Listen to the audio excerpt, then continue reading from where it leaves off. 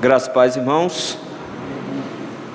Vamos abrir as nossas Bíblias no livro dos Salmos e façamos a leitura do Salmo de número 40. Diz assim a palavra do Senhor: ao mestre de canto, Salmo de Davi. Esperei confiantemente pelo Senhor, Ele se inclinou para mim e me ouviu quando clamei por socorro. Tirou-me de um poço de perdição, de um tremendal de lama, colocou-me os pés sobre uma rocha e me firmou os passos. E me pôs nos lábios um novo cântico, um hino de louvor ao nosso Deus.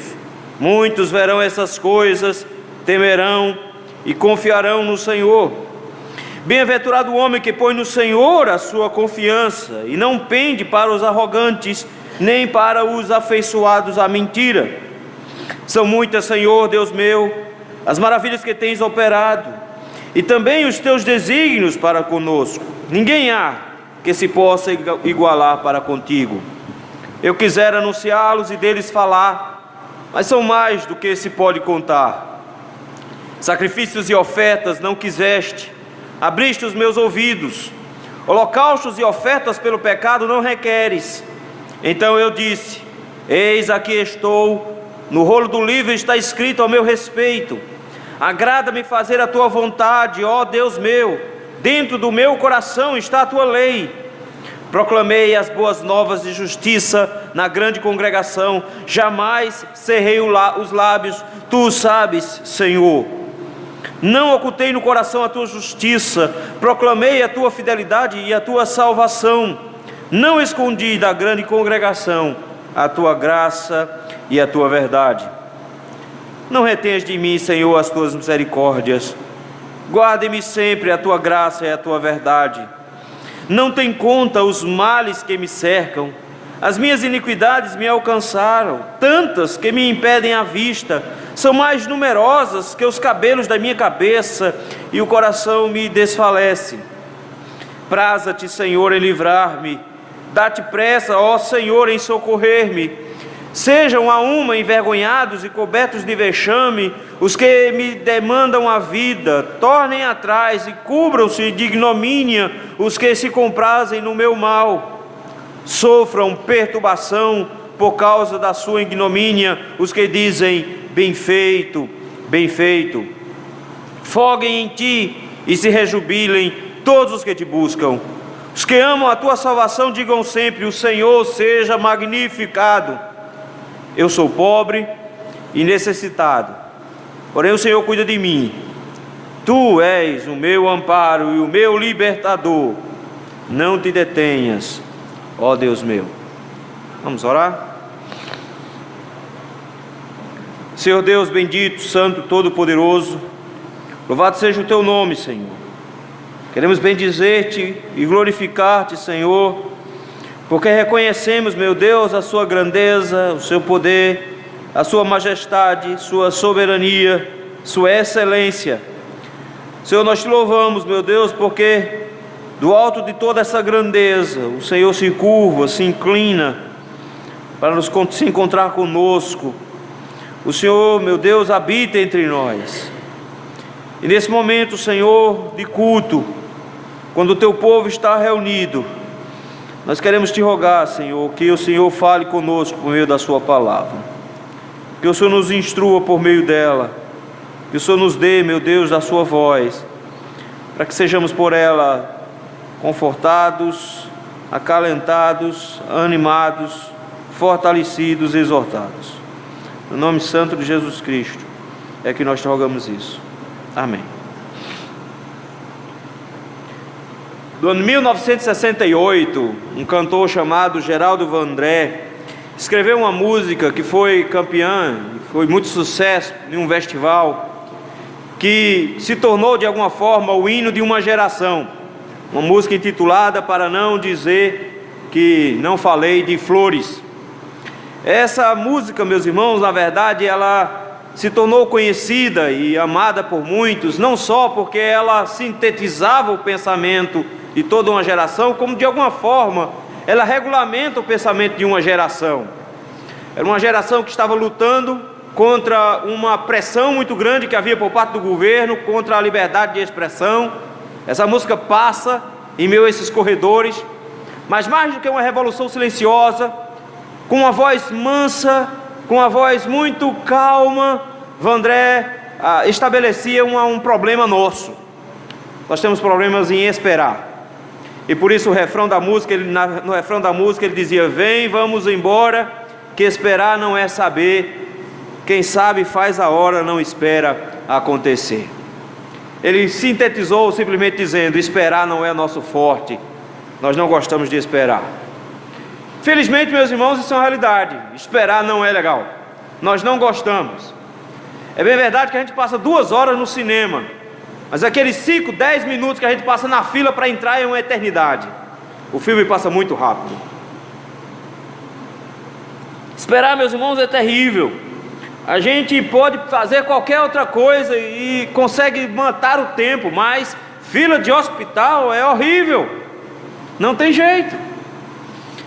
Quando nós estamos ansiosos, querendo alguma coisa, esperar para nós é praticamente impossível. Esperar arranjar um namorado ou uma namorada para casar é difícil. Esperar definitivamente não é uma coisa que nós gostamos de fazer. Mas é impressionante, porque a Escritura nos diz que é exatamente o que nós temos que fazer. A Bíblia, meus irmãos, está repleta de instruções no que diz respeito a que os crentes são pessoas que esperam. E nós esperamos muito mais do que nós gostaríamos. Em muitos aspectos, meus irmãos, nós ainda estamos esperando o retorno de Cristo. E o apóstolo Paulo nos consola dizendo que a nossa alegria é que Ele está mais perto agora do que quando no princípio cremos. Mas os crentes esperam. De forma, queridos, que o Salmo de número 40 vai tratar exatamente isso, sobre esperar. Quando nós olhamos esse Salmo, meus irmãos, a primeira coisa que nos salta aos olhos é o fato de que ele é citado no Novo Testamento, na carta aos Hebreus, no capítulo 10, do versículo de 5 a 9, esse salmo é citado lá e aponta então para o fato de que esse salmo aponta para a própria história de Cristo. Esse salmo é um salmo messiânico. Há quem veja, por exemplo, no versículo 7, o nascimento de Cristo, no versículo 8, Cristo, aquele que não tem pecado, no versículo de número 6, há quem veja o sacrifício de Jesus Cristo. Mas seja como for, meus irmãos, se é essa a ideia do Salmo, em apontar todo, ele aponta também para uma realidade da vida de Davi. O texto nos diz que parece que Davi está passando por um momento difícil, não é um momento tão fácil. Nós não sabemos qual é o momento da história de Davi pelo qual ele está passando. Há quem diga que ele está louvando a Deus por uma libertação, mas que ele está em outro problema mais à frente. Mas seja como for, o fato dele se deslocar de Davi, passar pela história de Cristo, nos mostra que esse salmo ainda tem alguma coisa a nos ensinar hoje, e que ele fala também das nossas necessidades, daquilo que é importante para nós. Nós estamos encerrando o segundo livro dos Salmos. Se os irmãos olharem um pouquinho, Salmo 42 já é o segundo livro. Desse primeiro livro, meus irmãos, ele vai descrever as batalhas do rei Jesus, ele vai descrever de forma maravilhosa como o Senhor está em guerra contra os seus inimigos, e os inimigos do Senhor são opressivos. Mas, em especial, os salmos, meus irmãos, são organizados com blocos de mensagem. Eu sei que quando a gente olha os salmos, parece que cada um fala de um assunto diferente, e que nenhum encaixa com o outro, mas não é verdade isso. Em específico, se os irmãos prestarem atenção, então, o Salmo 37, 38 e 39 traz assuntos muito próximos do Salmo 40. É uma lógica, uma consequência. Salmo 37, ele falou sobre a importância de se esperar no Senhor. Quer ver? Olha aí, Salmo 37, versículo 5, por exemplo. Entrega teu caminho ao Senhor, confia nele e o mais ele fará. Versículo 7, descansa no Senhor e espera nele, não te irrites por causa do homem que prospera em seu caminho, por causa do que leva a cabo os seus maus desígnios. Se você for para o versículo 34 do Salmo 37, está lá: espera no Senhor, segue o seu caminho e ele te exaltará para possuires a terra, presenciarás isso quando os ímpios forem exterminados. De repente o Salmo 37 diz: é importante você esperar no Senhor, você deve esperar em Deus, é nele que você espera. É bem verdade que esperar no Senhor traz implicações dolorosas, principalmente quando estamos em pecado. Salmo de número 38, é por isso mesmo que ele vai dizer no versículo número 21 do Salmo 38, não me desampares, Senhor, Deus meu, não te ausente de mim, apressa-te em socorrer-me, Senhor, salvação minha. A ideia dele é: eu espero a salvação vinda do Senhor. Quando nós chegamos no Salmo de número 39, ele mostra que a vida é frágil, que a vida é acaba-se muito rápido, mas que em todos os sentidos nós precisamos continuar esperando no Senhor. Se você olhar os versículos 7 e 8, ele diz: e eu, Senhor, que espero, Tu és a minha esperança, livra-me de todas as minhas iniquidades, não me faças opróbrio do insensato. Ele diz: eu espero no Senhor. E aí o Salmo 40, meus irmãos, é como que o culminar desses outros 3 salmos. Lá são angústias, são pensamentos, são discussões, são problemas, são orientações no sentido de que em todas as circunstâncias nós devemos esperar no Senhor. Mas de repente ele chega no Salmo 40 e ele mostra a vitória de esperar no Senhor. É por isso que ele começa o Salmo dizendo: esperei confiantemente no Senhor, e Ele se inclinou para mim e me ouviu quando clamei por socorro. Note, queridos, que o Salmo 40 é como que ele dizendo: eu esperei. Salmo 37, 38, 39 ele estava dizendo: espera. Agora ele diz: qual é o resultado que eu tenho de esperar? Ele diz: é libertação. E nada melhor do que olhar essa libertação que o Senhor concede àqueles que esperam nele. É a forma como ele enxerga e vê a forma que nós devemos nos portar diante dessa libertação. Ele vai passar por uma abnegação pessoal, por uma proclamação da palavra do Senhor, e não só isso, ele aponta para a própria pessoa e obra de Cristo, terminando então orando pela sua aflição pela qual ele ainda está passando. Ele fala o tempo todo sobre esperar pelo Senhor. Então os crentes não fazem a hora, os crentes esperam que o Senhor os socorra. E é isso que eu gostaria de meditar com os irmãos hoje, esperando pelo Senhor. O texto nos traz 2 lições. A primeira lição está do versículo 1 ao versículo 10, é que há recompensa para quem espera pelo Senhor. O Salmo claramente é 2 blocos. Do versículo 1 ao versículo 10 é uma proclamação de louvor pela libertação. Versículo 11 até o final é uma oração em meio a uma aflição. Por isso que muitos dizem que isso aqui são 2 salmos diferentes, até porque mais da metade desse salmo vai reaparecer no Salmo 70, e é um salmo de angústia. E aí a pergunta que faz é: ele é vitorioso, versículo de 1 a 10, ou ele é alguém que está em meio a uma batalha terrível, versículos de 11 em diante? Na verdade o que ele faz, meus irmãos, é olhar para o passado, para poder vislumbrar o seu futuro. Ele já inicia, meus irmãos, falando desse cântico que ele tem aqui para o Senhor. Ele começa dizendo: esperei confiantemente pelo Senhor. É impressionante porque enquanto na minha versão tem confiantemente, a versão corrigida tem pacientemente. Esperei com paciência pelo Senhor. As 2 versões estão corretas, mas a ideia aqui no Salmo é um pouco mais profunda. Porque o que acontece aqui na verdade é uma estrutura chamada reduplicação intensiva. A palavra aparece 2 vezes. Então, em outras palavras, o que ele está dizendo é: esperei e esperei pelo Senhor. Por 2 vezes eu esperei. Então eu esperei bastante, esperei muito, mas esperei com confiança, esperei com paciência. Note, meus irmãos, que esperar por pouco tempo não é esperar. Esperar por muito tempo é que é esperar. E o que ele coloca aqui é que demorou. Não foi um negócio assim: clamei o Senhor e Ele me escutou em menos de 5 minutos e me atendeu. Ele disse: não, eu esperei bastante. Mas ao esperar ele diz que sua confiança, sua paciência está estabelecida em Deus. Esperar em Deus, meus irmãos, nos traz a certeza de que Ele vai nos atender mais cedo ou mais tarde. É por isso que ele diz: esperei com confiança, esperei com paciência pelo Senhor. E o que ele fez? Ele se inclinou para mim. A ideia de se inclinar para mim, meus irmãos, não é só que o Senhor está lá no trono e se abaixou para ver, mas é o fato do Senhor ter colocado toda a atenção. É o fato da pessoa se curvar diante do outro que está falando com ele. Quando você inclina a cabeça em direção àquele que está conversando contigo, toda a sua atenção está voltada para aquela pessoa. Você não está voltando os seus olhos para o que está do lado, você não está olhando o celular enquanto a pessoa está falando. O que ele está dizendo é que quando ele esperou pelo Senhor, ele clamando ao Senhor, o Senhor olhou de forma fixa para ele atraiu a atenção de Deus nessa expectativa. O Senhor então fixou os seus olhos nele e com atenção olhou para ele e diz: e me ouviu quando clamei por socorro. De repente ele diz: eu estava em aperto e pacientemente eu esperei pelo Senhor, e nessa minha esperança de ser atendido pelo Senhor, com paciência, o Senhor olhou para mim. Queridos, mas nós não somos como adultos que esperam a atenção de alguém. Nós somos mais parecidos com pirralhos, com crianças. Criança não tem paciência, já notaram isso?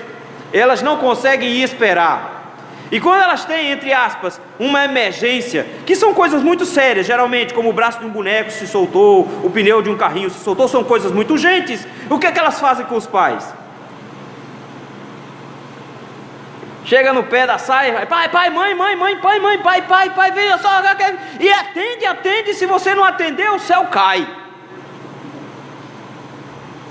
O que o salmista diz? Não, é que eu pacientemente esperei, e nessa paciência em esperar, o Senhor voltou-se para mim, e como um pai se inclina, trazendo toda a atenção para esse filho que clama, ele diz: o Senhor me ouviu quando eu clamei por socorro. Que socorro foi isso? O que ele estava passando? Versículo número 2, ele diz: tirou-me de um poço de perdição. É impressionante, meu querido, porque a palavra que ele usa aqui para perdição é a mesma palavra que vai aparecer em Isaías capítulo 6, versículo 11, quando o texto nos diz que as cidades seriam desoladas. É um lugar de destruição completa, é um lugar de alguma coisa completamente arrasada. Ele diz: era lá que eu estava. O lugar onde eu estava era um poço de destruição, um tremendal de lama. Eu creio que a maioria aqui nunca entrou num tremendal de lama, mas como sertanejo eu já tive muitas experiências, e os irmãos sabem disso. Então senta que lá vem história. Açude, quando seca, a gente faz a festa, e quando o açude secava, a gente ia pegar peixe. Então não tenha dúvida, a gente se metia lá dentro. O problema é que a lama de açude nem sempre é uma laminha rasa. Às vezes é uma lama bem pesada, e de uma hora para outra estava você lá com lama até a cintura. O problema é quando você está com lama até a cintura, ela cria um vácuo debaixo dos seus pés. Então sandália, esqueça, você nunca mais recupera, ela não vai sair. Então pode deixar para trás que a sandália não vai sair, mas tirar as pernas de dentro da lama é quase impossível. Chega uma hora que quanto mais você se mexe, mais você afunda, e não tem jeito, não existe como você sair sozinho. Tem-se como dar um jeito, você se deita em cima da lama e tenta puxar uma perna, e tenta puxar uma outra, mas não tem jeito. Quando você puxa uma, a outra se enfia. Não tem onde você estabelecer um ponto onde você possa se equilibrar. Se você tiver uma vara, ainda consegue com a vara botar e tentar impulsionar para sair, mas chega uma hora, mais cedo ou mais tarde, que você vai ter que ter alguém que te puxe de lá. Não tem como sair de lá. Você está preso na lama.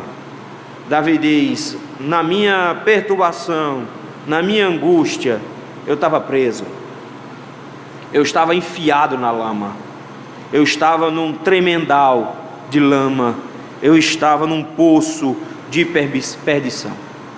E ele diz: o que o Senhor fez quando eu esperei pelo Senhor, o que o Senhor fez quando eu fiquei pacientemente esperando, foi que Ele me tirou desse tremendal de lama. A angústia de estar na lama é porque você não tem os pés fixos, você não tem onde colocar os pés, você está suspenso nela. Então o que ele diz é que o Senhor tirou de lá e o colocou sobre uma rocha. Eu quero que você preste atenção. Ele não disse que o Senhor o colocou num lugar seco. Ele disse que o Senhor colocou em cima de uma rocha. A rocha lá do Antigo Testamento, lá do deserto. A rocha que é Cristo. Ele diz: o Senhor me firmou os passos. Eu agora não estou mais afundando. O Senhor me colocou num lugar que é seguro. O Senhor me colocou sobre Jesus. E agora eu estou firme com os meus passos. Eu agora posso caminhar livremente. Eu não estou preso mais num lamaçal. O que é que eu faço então como consequência disso? Ele diz: o Senhor pôs nos meus lábios um novo cântico. Eu quero que você preste atenção. Foi o livramento do Senhor que levou o salmista a cantar. Ele diz: o Senhor, meus irmãos, transformou o meu lamento, transformou a minha destruição em uma salvação plena.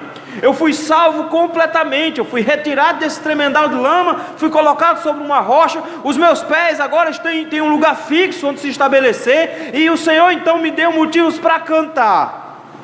E aí a gente pensa que é um canto particular, que é um canto só meu. Não.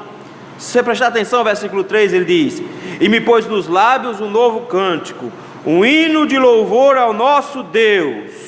E aí então ele traz um jogo de palavras dizendo: muitos verão estas coisas e temerão e confiarão no Senhor.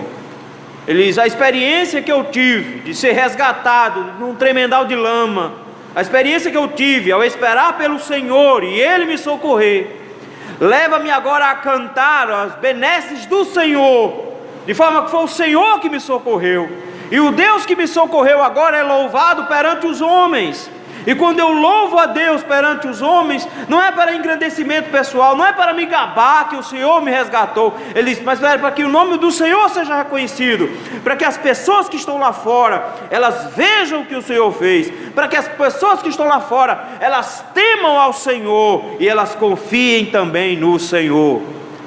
Davi diz: a minha experiência de salvação, quando eu esperei em Deus, é para que você aprenda a esperar em Deus também, para que você aprenda a temer a Deus e aprenda a confiar em Deus. E confiando em Deus, você seja alvo dos mesmos livramentos pelos quais eu passei. É por isso que o versículo número 4, tomando como base esse fato de que ele diz que aqueles que virem temerão e confiarão, ele diz: bem-aventurado é o homem que põe no Senhor a sua confiança. Diz: eu quero te dar um segredo para a felicidade. Eu estive em maus bocados, estive numa situação difícil, esperei confiantemente pelo Senhor, Ele me atendeu e me socorreu, e eu cantei para você, para que vocês vejam a salvação do Senhor, para que vocês temam ao Senhor, para que vocês confiem no Senhor. Ele diz: e se existe alguém feliz no mundo, essa pessoa é a pessoa que confia no Senhor. Confiar no Senhor, meus irmãos, para Ele é o fato que nos faz feliz, porque nós sabemos que em meio às angústias e dificuldades da vida, nós sempre podemos confiar no Senhor, nós sempre podemos contar com Ele. Mas de repente, meus irmãos, Ele começa a trazer uma advertência aqui. Versículo número 4, ele diz: Ele não pende, essa pessoa que é bem-aventurada, que confia no Senhor, ela não pende para os arrogantes. Eu sei que você sabe o que é ser um arrogante. A ideia aqui, meus irmãos, era uma espécie de alcunha egípcia, de alguém que era digamos assim, um cara que se gaba, um jactancioso, um gabarola, um basofiador, um camarada que era um fanfarrão, um faroleiro, um farofeiro, um cara que gosta de se gabar dos seus feitos, um cara que gosta de dizer para os outros o que ele faz ou deixa de fazer. Ele diz: os que confiam no Senhor não se juntam com esses que se gabam do que fazem. O motivo é muito simples: não há do que se gabar quando você está atolado, e não há do que se gabar quando alguém te arranca de um lamaçal desse. Não há do que se gabar. Ele diz: quem confia no Senhor não se junta com quem se gaba, nem se junta com quem mente. Versículo número 4: com quem gosta de mentir. Porque todo camarada que é um fabuloso, como se diz lá no interior, é um mentiroso, porque ele conta muita vantagem dele, e a maioria das vantagens que ele conta dele não são verdade. Aí ele diz: quem confia no Senhor é feliz, e não se junta com fabuloso nem quem mente não. O motivo é simples, porque nós não precisamos mentir, porque não existe nada em nós, nenhum mérito em nós. Ele diz: ó Senhor, como foram maravilhosas as coisas que o Senhor fez, versículo 5. São muitas, Senhor, Deus meu, as maravilhas que tens operado. Ele diz: o Senhor fez coisas incríveis no meu passado. O Senhor fez obras magníficas.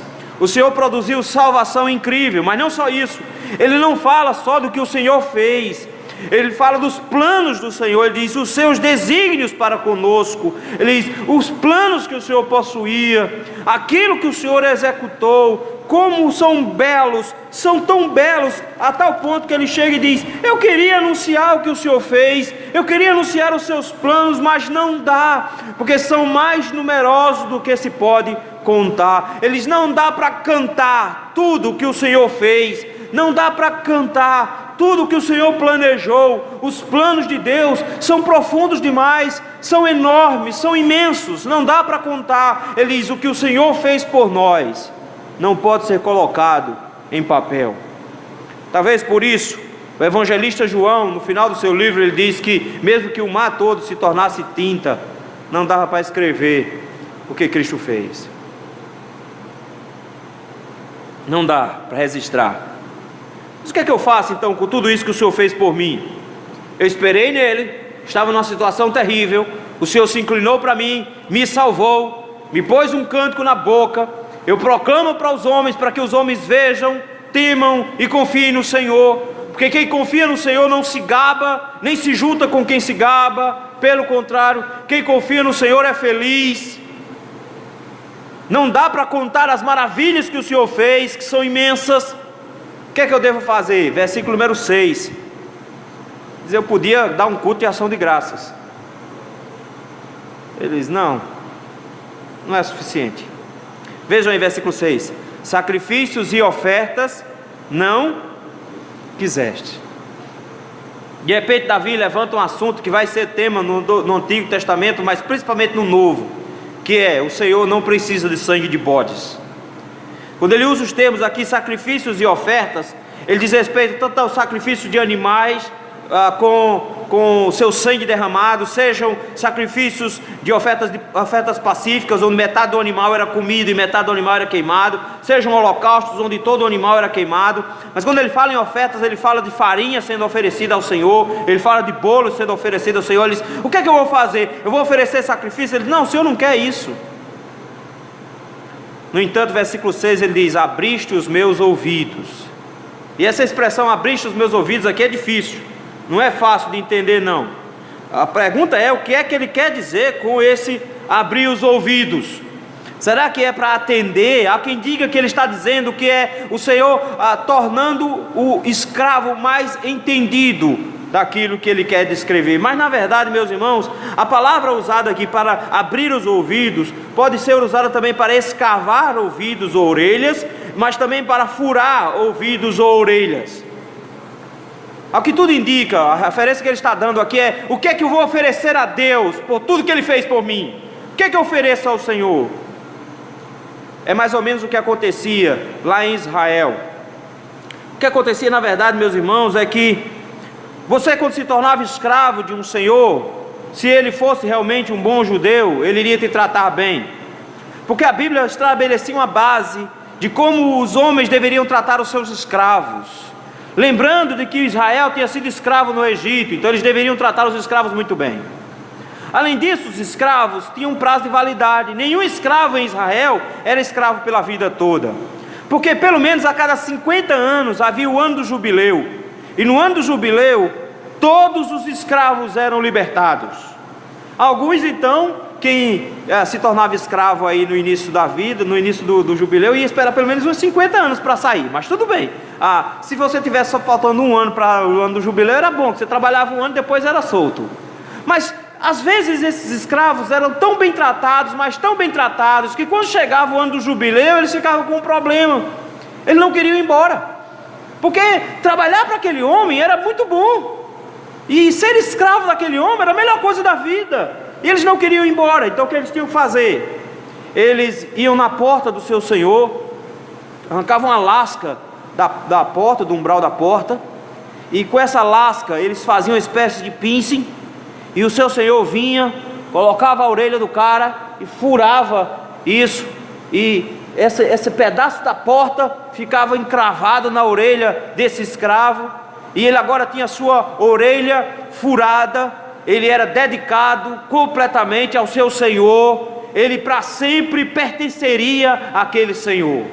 Não importa se haveria um ano do jubileu, esse homem era um escravo perpétuo, era um escravo para sempre.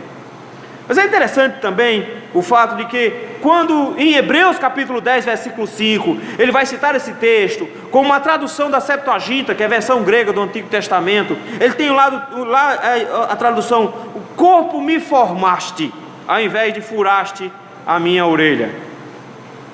A ideia lá é que, apontando para Cristo, traz o mesmo conceito de dedicação completa, de Cristo tendo todo o seu corpo oferecido. O que ele diz aqui, na verdade, meus irmãos, é aquilo que o apóstolo Paulo diz em Romanos capítulo 12, de oferecermos o nosso corpo como sacrifício vivo, santo e agradável a Deus. Ele está dizendo: o Senhor não quer oferta. O Senhor me deu uma bênção enorme, o Senhor me resgatou do tremedal de lama, eu sou muito feliz, porque eu esperei no Senhor, eu confiei no Senhor, eu não pendi para os arrogantes, pelo contrário, o Senhor me atendeu, se inclinou para mim, me ouviu quando clamei por socorro. O que é que eu vou dar ao Senhor por tudo que Ele tem feito? Ele diz, em outras palavras: eu vou me dedicar completamente a Deus. Não é só o coração, Ele está dizendo: todo o meu corpo, eu serei um escravo de orelha furada para o Senhor. O que é que você vai entregar para Deus? Por todos os benefícios que o Senhor tem feito para com você, você vai se entregar plenamente a Ele, porque o Senhor não quer mais ofertas e holocausto. Então, a partir do versículo 7, ele diz: eis aqui estou, no rolo de livro está escrito ao meu respeito. Esse eis aqui estou é muito parecido com Isaías capítulo 6, versículo 8, quando ele diz: eis-me aqui, envia-me a mim. Ele está dizendo: eu agora me dedico completamente ao Senhor, estou eu aqui, pronto para fazer o trabalho do Senhor. Ele está dizendo: no rolo do livro está escrito a meu respeito, Moisés falou para mim como eu devo ser, numa referência direta ao próprio Jesus Cristo, que é aquele a quem Moisés anunciava. Ele diz agora: eu me proponho a ser uma oferta completa ao Senhor. O que é que eu quero fazer? Versículo 8: agrada-me fazer a tua vontade, ó Deus meu, dentro do meu coração está a tua lei. O que é que eu vou fazer? Porque o Senhor me salvou, eu esperei no Senhor. O que é que eu devo fazer? Eu devo me dedicar completamente ao Senhor. Como eu me dedico completamente ao Senhor? Guardando a lei do Senhor. Mas não só isso, olha o final: proclamei as boas novas de justiça na grande congregação. Ele proclama a obra de Cristo para os outros. Ele disse: se eu fui salvo, o que é que Deus quer que eu faça? Que eu anuncie essa salvação para os outros. É incrível, queridos, porque de repente Ele nos diz que o Senhor requer que nós proclamemos. Eu quero que você preste atenção. Ele diz: proclamei as boas novas de justiça, jamais cerrei os lábios, tu sabes, não ocultei no coração a tua justiça, proclamei a tua fidelidade, a tua salvação, a tua graça, a tua verdade. Ele olha para todas as coisas que o Senhor fez para com ele e diz: eu anunciei às pessoas o que o Senhor fez por mim. Às vezes a gente acha que pregar o Evangelho é dizer para as pessoas sobre teologia, é falar para as pessoas sobre a teologia do Evangelho, sobre soteriologia, e não é. Pregar o Evangelho é dizer a grande salvação que Cristo executou em mim, como eu fui salvo. Isso é a pregação do Evangelho. Ele está dizendo: eu não vou esconder de ninguém, eu vou proclamar isso, eu vou anunciar isso, eu vou dizer para todos isso que o Senhor fez.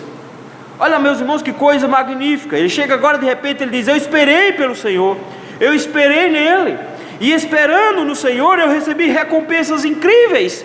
Então eu tenho alguma coisa e dá em troca. Quais foram as recompensas? Diz, porque eu esperei no Senhor, o Senhor me salvou, o Senhor me tirou de um tremendal de lama, o Senhor me resgatou completamente. Esperar no Senhor é ter a certeza de que o Senhor vai nos acolher e nos atender. E quando o Senhor nos atender, não é para esconder, ou não é para dar cultiação de graça. Diz, quando o Senhor te acolher, quando o Senhor olhar para você, você tem que se consagrar totalmente a Ele, se consagrar plenamente a Ele. Você tem que se tornar um escravo dele. O seu corpo tem que pertencer a Ele, e você deve proclamar dele aos homens, ao mundo. O mundo precisa saber quem é Cristo, o mundo precisa saber da sua obra, o mundo precisa saber o que Ele fez na sua vida, para que eles aprendam, vendo, temendo, a confiar em Deus. Você pode dizer, não, mas todo mundo sabe disso. Sabe não, meus irmãos. As pessoas não sabem o quanto o nosso Deus pode nos salvar, e de quanto Ele se inclina para nos ouvir quando a gente espera nele. O salmista diz, espere no Senhor e saiba que há recompensa para aqueles que esperam pelo Senhor.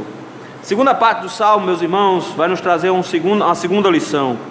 Esperando pelo Senhor, em segundo lugar, há esperança para quem espera pelo Senhor. De repente ele muda completamente a tônica, porque ele vem descrevendo eventos, vem dizendo o que aconteceu no passado e como ele reagiu a esses eventos. Mas de repente no versículo 11 em diante, parece que tudo mudou, a tal ponto que alguns acham que isso aqui é outro salmo que encaixaram aqui, porque parece que tem um monte de problema. Davi de repente, meus irmãos, começa a agir e a falar como se todos os problemas estivessem ali diante dele. Warren Wiersbe diz que ele parou o culto, e quando terminou o culto, ele viu o quantidade de problema que ele ainda tinha nas mãos. O que acontece na verdade aqui é que ele olhou para o passado e viu como Deus foi bondoso com ele, que quando ele esperou no Senhor, o Senhor cuidou dele. E o que ele faz agora é, eu vou continuar esperando no Senhor, porque o Senhor vai continuar cuidando de mim. É por isso que a partir do versículo 11, você tem uma mudança de tônica. Não é mais uma descrição dos eventos, é uma oração. Se você parar para prestar atenção aqui, o tempo todo vai aparecer um tu aí. Esse tu é enfático, como que dizendo, só o Senhor. E ele aponta completamente para Deus, dizendo que essa oração é dedicada a Deus, e que esse clamor é pelo fato de que, como o Senhor já fez no passado, ele acredita que o Senhor vai continuar fazendo. É por isso que no versículo 11, ele começa aí dizendo, não te retenhas de mim, Senhor, as tuas misericórdias. Senhor, mantenha sobre mim as tuas misericórdias. Aqui parece, ele está correndo o risco de ser destronado. No versículo 14 ele fala que tem inimigos que estão procurando acabar com ele. Versículo 17 ele diz a mesma coisa, que está como quem pobre, necessitado. Mas o Deus não só conhece o futuro, o texto nos diz lá em cima que Deus tinha planos e Deus executou maravilhas. O que ele chega agora, ele está dizendo é, não retenhas de mim, Senhor, a tua misericórdia. Ou seja, volte, Senhor, a executar as mesmas coisas que o Senhor já fez no passado. Se Deus já foi bom conosco, meus irmãos, o Senhor continuará sendo bom conosco. E o que ele coloca aqui de repente é que eu preciso lembrar de que os meus pecados são perdoados em Cristo. Ele diz, eu já estive num tremendal de lama, e o Senhor já me tirou de lá, e já me colocou os pés sobre uma rocha. Ele chega agora e diz que o Senhor mantenha a sua misericórdia, e a sua graça, e a sua verdade, versículo 11, sobre mim. Ele está dizendo, Senhor, não retire de mim a sua misericórdia, porque da mesma maneira, eu ainda preciso do seu perdão. Se você olhar o versículo 12, ele diz, não tem conta os males que me cercam. Que males são esses? As minhas iniquidades me alcançaram. Qual é o problema de Davi? Os pecados dele são seus problemas. Os seus pecados são seus problemas. Aquele homem que foi retirado de um tremendal de lama ainda tem os pés sujos. Aquele homem que foi arrastado de um lamaçal ainda tem problemas. Ele ainda traz consigo marcas. E o que ele faz aqui, meus queridos, é clamar com base naquela misericórdia. O Deus que começou a boa obra em vós, Ele há de completá-la. E ele roga a Deus por misericórdia, entendendo que o Deus que fez maravilhas com ele, quando ele esperou nele, ele continua esperando agora, porque ele sabe que o Senhor vai continuar o seu trabalho. Ele diz: não retenha de mim a tua misericórdia, Senhor. Pelo contrário, Senhor, muitos males estão me cercando, as minhas iniquidades me alcançaram, tantas que me impedem a vista. Versículo 12: mais numerosas que o cabelo de minha cabeça, o coração me desfalece. Ele diz: os meus problemas são grandes, são imensos, o meu pecado é grande, é imenso. Por isso mesmo, versículo 13: praza-te, Senhor, em livrar-me. E olha só que coisa interessante. Versículo 1 ele começou dizendo: eu esperei com paciência. Mas versículo número 13 ele diz: Senhor, agilize um pouquinho.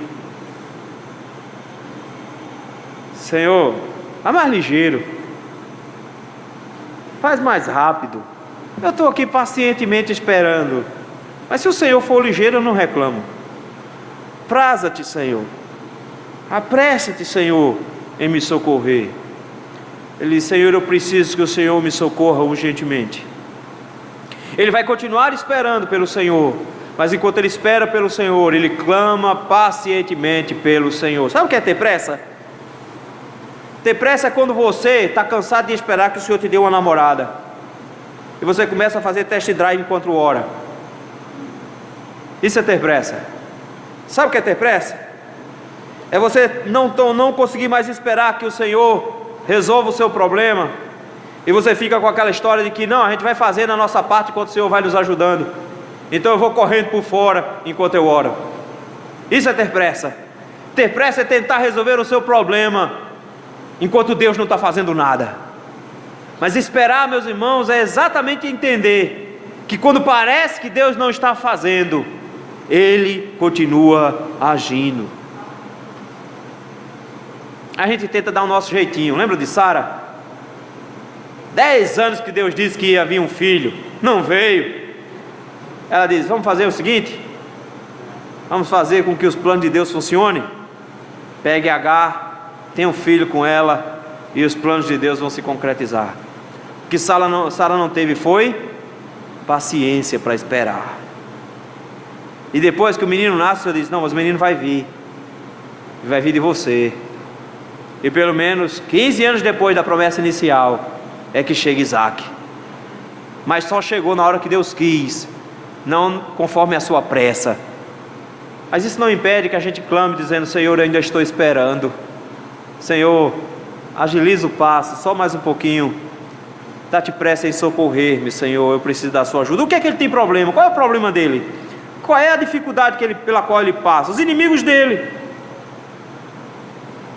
Ele tem problema com seus pecados, ele tem problema com os outros. Versículo número 14 ele diz: sejam envergonhados e cobertos de vexames que me demandam a vida.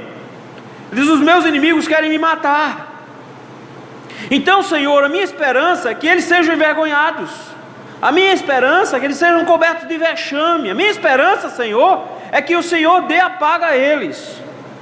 Queridos, eu não consigo ler o Salmo 40 sem não enxergar uma criança com seu pai.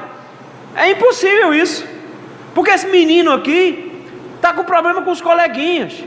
Os coleguinhas dele são terríveis, e ele não tem como resolver. Ele não tem como resolver esse problema, porque os meninos são ruins, e ele entrega tudo na mão do seu pai, e diz: meu pai, não deixa que eles prosperem contra mim. Ele entrega nas mãos do Senhor, na expectativa de que o Senhor cuide dos inimigos dele, porque ele sabe que não pode conter a ira dos seus inimigos. É como uma criança que diz: meu pai, me ajude, tem alguém implicando comigo e me batendo no colégio. Ele diz: Senhor, cubra de vexames esses homens, eles querem a vida, cubra-os de ignomínia, os que se comprazem no mal. Ele diz: Senhor, esses homens que se levantam contra mim e contra o Senhor, que eles sejam derrotados. Versículo 15: sofram perturbação por causa da sua ignomínia os que dizem, bem feito, bem feito. Os inimigos de Davi não só queriam matar, os inimigos de Davi também eram homens que gostavam de ver o sofrimento dele. Pode ser que você não seja aquele que tem coragem de bater, talvez você seja aquele que se alegre quando vê alguém apanhando. Davi disse que existiam dois tipos aqui: uns que queriam a vida dele e outros que ficavam felizes quando viam ele sofrendo.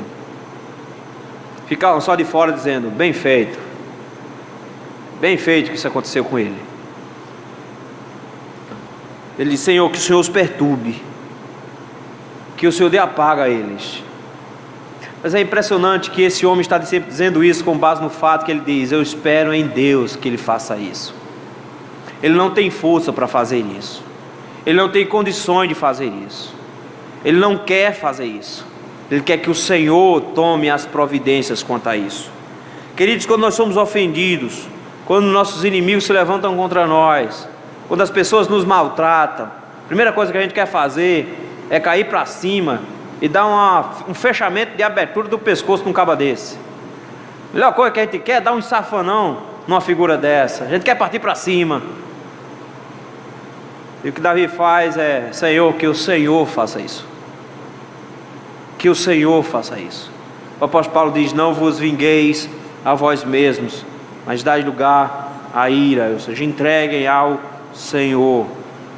Davi diz, eu espero que o Senhor resolva os meus problemas, eu não vou sair por aí tentando resolver os meus problemas sozinho, eu continuo esperando no Senhor para que os meus problemas sejam resolvidos. No final, versículo número 16 e 17, tem alegria. Ele chega e diz, os meus inimigos são terríveis, mas o Senhor é que é meu amparo, é o Senhor que cuida de mim. Ele não tem a visão focada nos inimigos dele, ele tem a visão focada naquele que há de protegê-lo.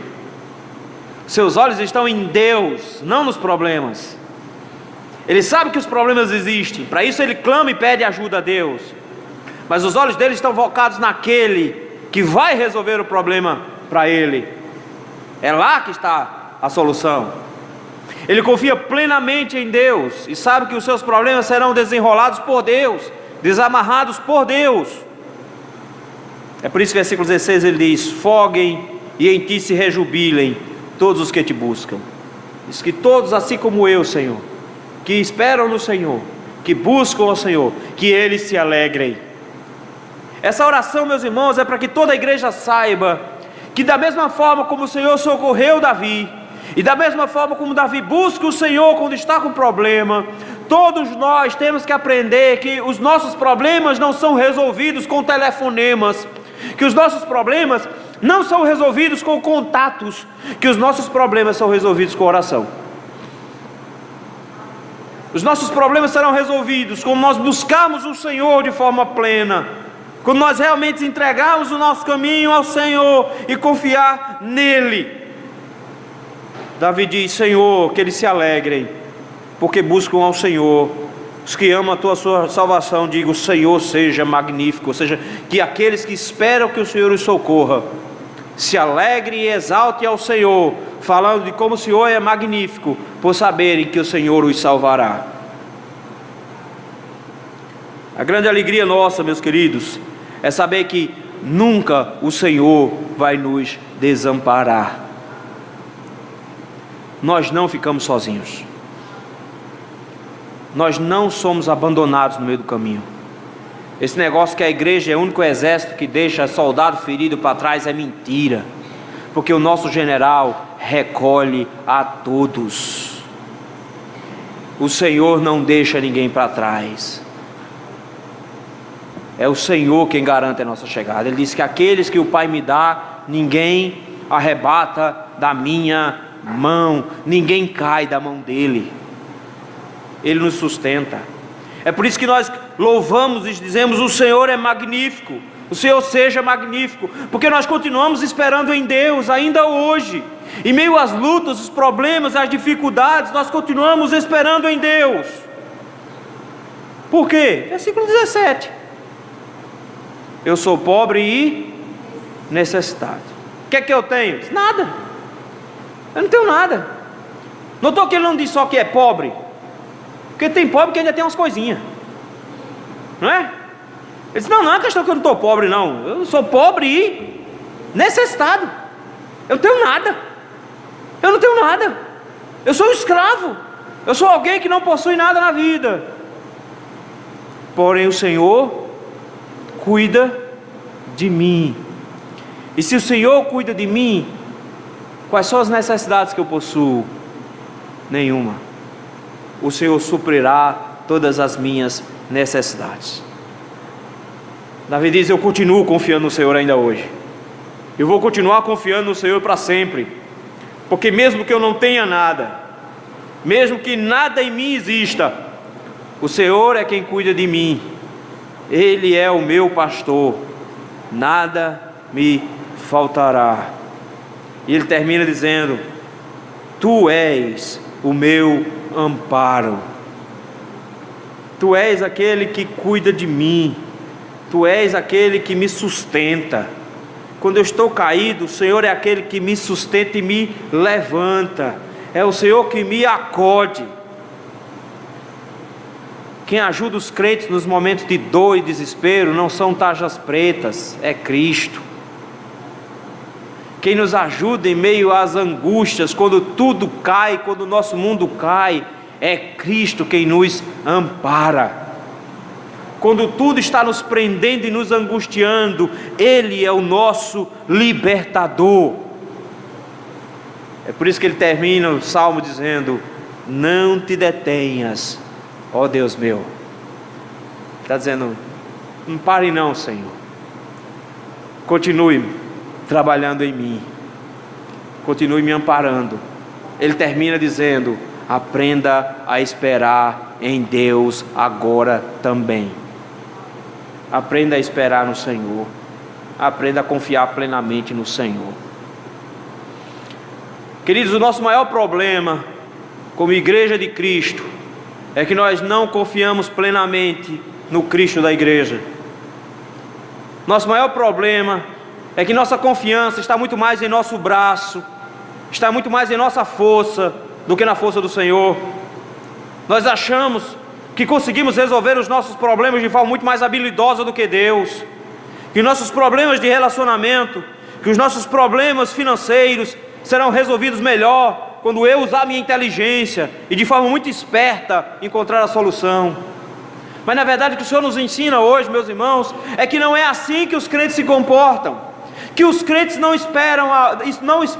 fazem acontecer, eles não ficam simplesmente fazendo as coisas existirem. Que os crentes esperam que o Senhor resolva os seus problemas, que eles esperam que o Senhor controle as suas vidas, porque eles confiam plenamente no Senhor.